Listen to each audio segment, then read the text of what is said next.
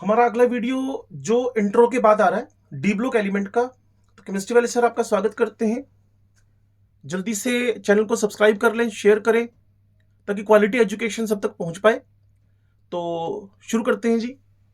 D block elements में position in periodic table क्या है? तो ये भाई साहब लिख रहे हैं एनसीईआरटी वाले, the D block occupies a large middle section. बिल्कुल है जी, 10-10 एलिमेंट का मिडल और लार्ज सेक्शन तो है ही। Periodic table between S and P, मैंने लिखा है एस एंड पी, ठीक होगी बात। द डी ऑर्बिटल्स, हमारे जो पिनल्टीमेट शेल है, इसको हम अल्टीमेट आउटर मोस्ट शेल बोलते हैं, वैलेंस शेल बोलते हैं। ये पिनल्टीमेट शेल है, n-1, अल्टीमेट से पहले वाला, प्री इन अल्टीमेट, अल्टीमेट से पहले वाला, उसमें इलेक्ट्रॉन्स हमारे भरते रहते हैं। The D orbital of the penultimate energy level n-1 d 1 to 10, जबकि पीरियोडिक टेबल एनसीईआरटी 0 to 10 लिखती है। कारण बताता हूं क्यों लिखती है वो। Giving rise to the 4 rows, 3D row, 4D row, 5D row, 6D row, ठीक है जी। 3D 4D 5D 6D, all this series और ट्रांजिशन एलिमेंट्स वो उसने एक टेबल बनाई है, उसमें दिखा रखे हैं। इलेक्ट्रॉन कॉन्फ़िगरेशन शुरू किए गए हैं एनसीईआरटी में डी ब्लॉक एलिमेंट्स का, जो कि मैं आपको पहले वीडियो में भी हल्का सा आइडिया दे चुका हूं। In general the electron configuration of outer orbital of this element. तो एक क्वेश्चन तो फिक्स हमारा बनने के चांस हो गए, क्योंकि एनसीईआरटी खुद कंट्रोवर्सी क्रिएट करती है इस चैप्टर में। ये general configuration n-1 d 1 to 10 ns 1 to 2 देती है, जबकि पीरियोडिक टेबल में इसको 0 to 10 लिखती है पैलेडियम की वजह से। तो ये बात उसने जो 46 नंबर पे एक्सेप्शनल केस है मेंशन भी कर दिया एनसीईआरटी ने। क्या लिखा? n-1 d 1 to 10 जैसा मैंने आपको बताया, ns 1 to 2 ये मैंने आपको बताया, except for palladium 46 number, where it electron configuration is 4D 10 5s2, exceptional case है। 0 5s0 एक्सेप्शनल केस है, जबकि ये तो बड़ा भाई है निकल का बड़ा भाई है 10वें ग्रुप के अंदर, ठीक है जी। The n-1 stands for the inner D, जैसा कि आपको पहले वीडियो में बताया था, विच में हैव 1 to 10 इलेक्ट्रॉन्स में हैव, क्योंकि वहां थोड़ा सा एक्सेप्शन भी आएगा। And the outer ns orbital में हैव 1 or 2 1 or 2 1 or 2, ये बात बोर्ड पे आ चुकी है। However, this generalization has several exceptions। वो पहला एक्सेप्शन आपके पास कॉपर का रहेगा, दूसरा क्रोमियम का, chromium copper 24 29 24 29। Furthermore, half and completely filled set of orbitals are relatively more stable। आधा भरा हुआ और पूरा भरा हुआ, हाफ फिल्ड और फुल फिल्ड ऑर्बिटल्स ज्यादा स्टेबल हैं, इस वजह से एक्सेप्शनल हुए। बात ये कि हमने इनको रीड ऐसे किया, एक्सप्लेन हाफ एंड फुल। हम अपनी तरफ से कोई इलेक्ट्रॉन कॉन्फ़िगरेशन बना नहीं सकते, हम इनको स्टडी करके एक्सप्लेन कर रहे हैं कि एक्सेप्शनल क्यों हुए। कई बार बच्चे बोलते हैं सर इसको बदल दो, इसको बदल दो। भाई मेरे हाथ में नहीं है ना, मैं कैसे बदल दूं? मुझे तो जो कॉन्फ़िगरेशन है उसको एक्सप्लेन करना है इन द बेटर मेथड। तो furthermore half and completely filled sets of orbitals are relatively more stable, जैसा कि हम पीरियोडिक टेबल में पढ़ते हैं। A consequence of this factor is reflected in the electron configuration of chromium and copper, जो कि 3D series के exceptional cases हैं। Consider the case of chromium, which has 3d54s1, 3d54s1, 3d54s1, 3d54s1, and instead of 3d44s2, क्योंकि यहां से carry forward तो इसका 4 और 2 ही होना था। And energy gap between the two sets, अब वो इसका लॉजिक एक ही बताएगा। अगर मान लो ये AR बनता है कि क्रोमियम कॉन्फ़िगरेशन एक्सेप्शनल क्यों बना, तो इसने क्या बताया कि n-1d और ns के बीच जो एनर्जी गैप है वो कम है, स्मॉल है। जो एनर्जी गैप कम है, इसीलिए इलेक्ट्रॉन एक दूसरे के घर खेलने जा सकते, इधर उधर कूद सकते हैं। For example, consider the case of chromium which has 3d5 4s1 configuration instead of 3d4 4s1, जैसा मैंने बोर्ड पे बताया भी आपको। The energy gap between the two sets 3d and 4s of orbital is small enough to prevent electron entering the 3d orbital. Electron की entry 3d में 4s रोक सकता है। तो यहां क्या हुआ, 3d3 4s2, ये 3d5 4s1। तो एक दूसरे के साथ एनर्जी का गैप इतना कम है कि हम स्टेबिलिटी गेन करने के लिए कॉन्फ़िगरेशन को 4 की जगह पर 5 लिख कर आए, जो कि एक हमारे पास एक्सेप्शनल केस है। Similarly in case of copper an explanation is again same, the configuration 3d10 4s1, 3d10 4s1, not the 3D line 4s2।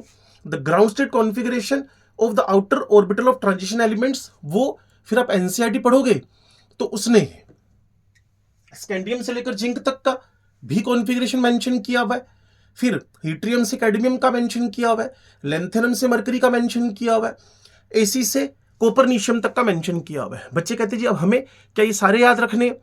तो हमारा सिलेबस हमें 3D सीरीज के बारे में परमिट करता है और उधर जाकर हमें एब्लोक एलिमेंट के बारे में बात करता है कि उनके इलेक्ट्रॉन कॉन्फ़िगरेशन को हमें देखना चाहिए। तो यूट्रियम का कॉन्फ़िगरेशन तो स्कैंडियम से कॉपी पेस्ट करा दो, जर्कोनियम का उसके ऊपर वाले टाइटेनियम से कॉपी पेस्ट करा दो, नायोबियम का यहां कॉन्फ़िगरेशन एक्सेप्शनल है, मोलिब्डेनम को कॉपी पेस्ट करवा दो, टेक्नीशियम भी एक्सेप्शनल है, रुथीनियम भी एक्सेप्शनल है, रोडियम भी एक्सेप्शनल है, पैलेडियम भी एक्सेप्शनल है, एजी भी एक्सेप्शनल है। सिर्फ बचा कौन? कैडमियम जो सही सलामत है, वाई और जेडआर जो सही सलामत है। क्लियर ना? इस पूरी सीरीज में 10 में से 7 एक्सेप्शनल है। 4D सीरीज में यूट्रियम जर्कोनियम को छोड़कर बाकी सारे के सारे 41, 42, 43, 44, 45, 46, 47 एक्सेप्शनल है, जबकि कैडमियम नॉर्मल है।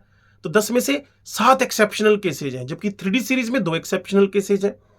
तो उसके बाद मुझे 3D सीरीज, सेकंड सीरीज तो वो हो गई है 3D सीरीज, फिर 4D 5D सीरीज जो कि थर्ड सीरीज है हमारे पास, उसमें मुझे इतना एक्सेप्शन नहीं दिख रहा। लेंथेनम, हाफेनियम, टैंटलम और tungsten, even chromium, molybdenum, tungsten में तो गड़बड़ होना चाहिए था, टंगस्टन में नॉर्मल भरा हुआ है, रीनियम में नॉर्मल भरा हुआ है, ओस्मियम में नॉर्मल भरा हुआ है, इरिडियम में नॉर्मल भरा हुआ है, प्लेटिनम में गड़बड़ हो रखी है और गोल्ड में तो गड़बड़ होनी थी। तो ये देखो कि जो आपकी थर्ड सीरीज है 5D सीरीज, वहां सिर्फ 2 ही एक्सेप्शन है।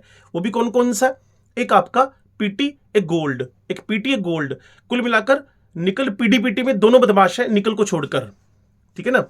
उधर गया मैं जब 4th सीरीज में, तो वहां मुझे एक्टिनियम में कोई दिक्कत नहीं, रदरफोर्डियम में कोई दिक्कत नहीं, डीबी में डबनियम में कोई दिक्कत नहीं, एसजी 106 नंबर में कोई दिक्कत नहीं, बोरियम में कोई दिक्कत नहीं, एचएस में कोई दिक्कत नहीं, एमटी में कोई दिक्कत नहीं, डीएस में कोई दिक्कत नहीं। 110 नंबर जो बिगड़ा वो सिर्फ एक ही बिगड़ा। तो देखो आप कि अगर मैं 3D सीरीज की बात कर रहा हूं, लो जी हमने पूरी एनसीईआरटी के जो electron configuration second, third, fourth series का पोस्टमार्टम कर दिया।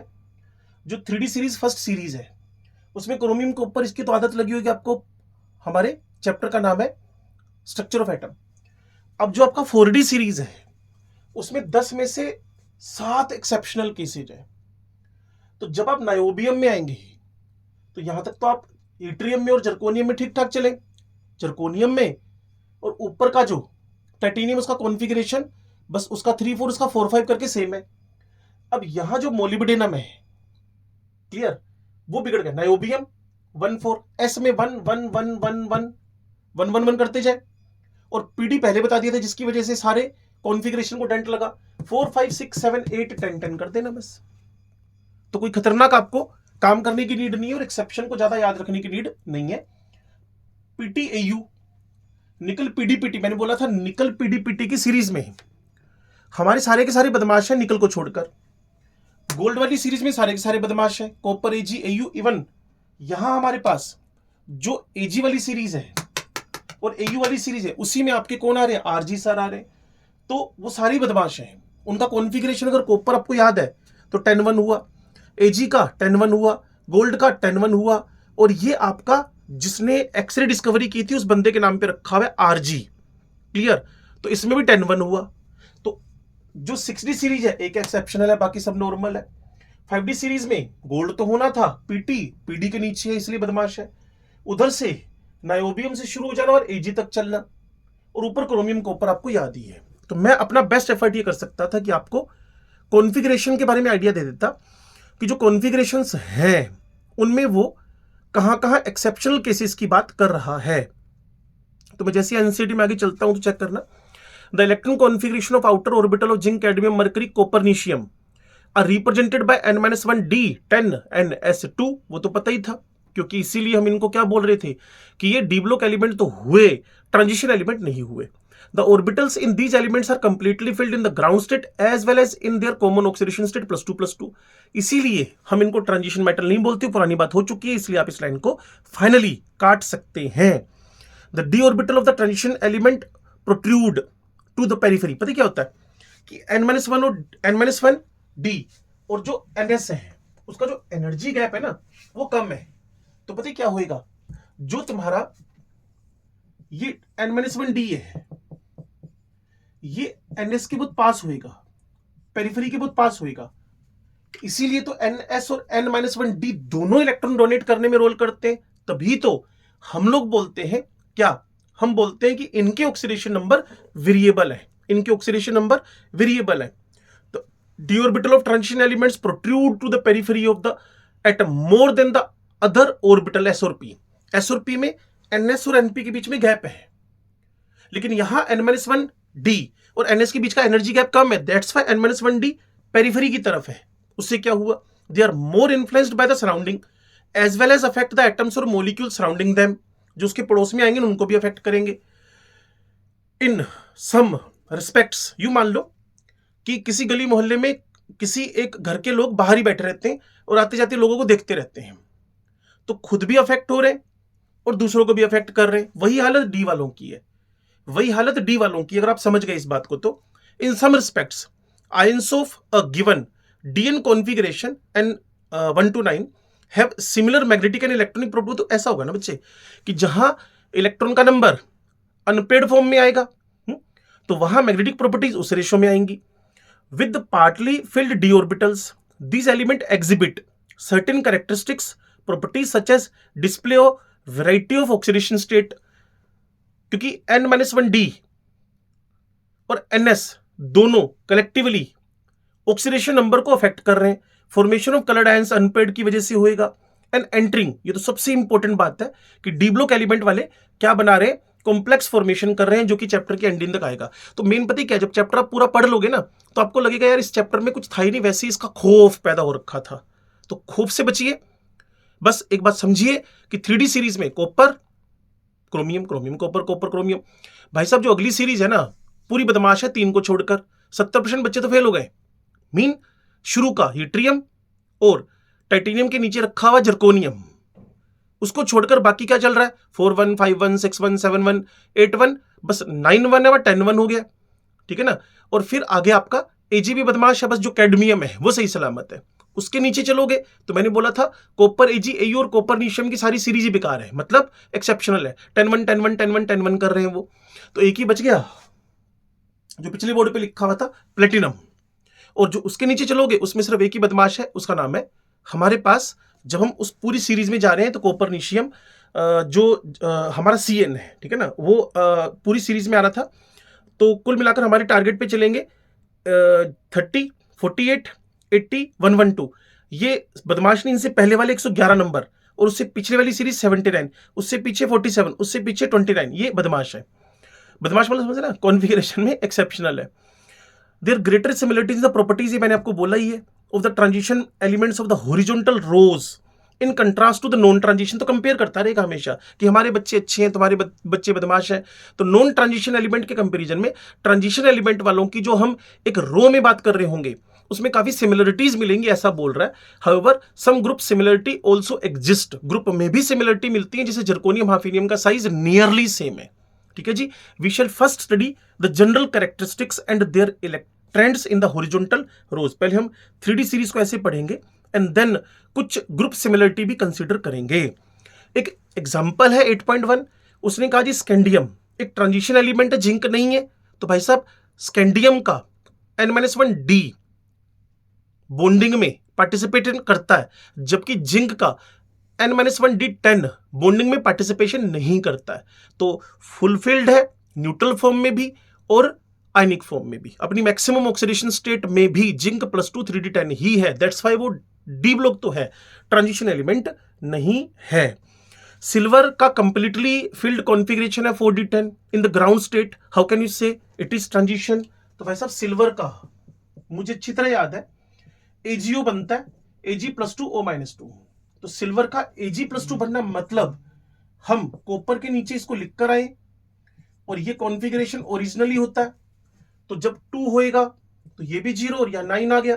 9 आने पर उसके पास क्या मिलेगा, एक UPE, अनपेड इलेक्ट्रॉन। और जब अनपेड इलेक्ट्रॉन मिलेगा तो साफ सी बात है जब अनपेड इलेक्ट्रॉन मिलेगा तो साफ सी बात है, जब अनपेड इलेक्ट्रॉन मिलेगा तो साफ सी बात है कि कहीं ना कहीं उसको अनपेड इलेक्ट्रॉन मिलने की वजह से हमें ट्रांजिशन एलिमेंट्स की सीरीज में डालना पड़ेगा।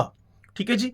अब हमारा डिस्कशन शुरू होने जा रहा है general properties of transition elements में फिजिकल प्रॉपर्टीज के बारे में। तो 20 मिनट का वीडियो पहले था आपके पास, 15-16 मिनट का ये वीडियो आ रहा है, ढंग से देख ले, कॉन्फिडेंस बिल्ड हो जाएगा। अगला फिजिकल प्रॉपर्टीज पे आ रहा है, तो लास्ट एंड फाइनल सब्सक्राइब करते हुए निकले। केमिस्ट्री वाले सर क्वालिटी वीडियो आपके पास लाते रहेंगे।